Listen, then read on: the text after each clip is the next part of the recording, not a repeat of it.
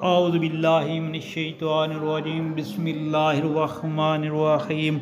अस्सलामु अलैकुम प्यारे बहन भाइयों, मैं आज आपके साथ नबी पाक सल्लल्लाहु अलैहि वसल्लम के इरशाद पाक कि जब दुख और मुसीबत या कोई गम आ जाए तो उस वक्त कौन सी दुआएं कसरत से पढ़नी चाहिए।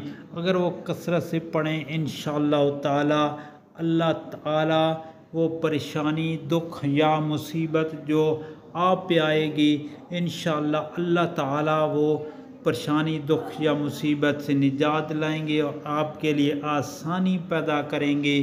तो आपने पढ़ना ही है बिस्मिल्लाहिर्रहमानिर्रहीम, ला इलाहा इल्लल्लाहुल अज़ीमुल हलीम, ला इलाहा इल्लल्लाहु रब्बुस समावाति वल अर्द व रब्बुल अर्शिल अज़ीम।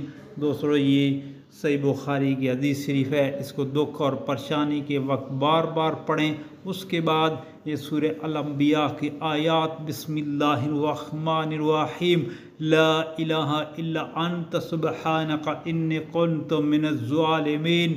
और उसके बाद ये भी आप कसरत से पढ़ सकते हैं। ये सुनन इब्न माजा की हदीस है, अल्लाहु अल्लाहु रब्बी ला उश्रिकु बि शैआ। दोस्तों, ये दुआएं आप कसरत से पढ़ें। जब कोई दुख और परेशानी हो तो दुआओं को सवाब की खातिर आगे शेयर करें। आमीन।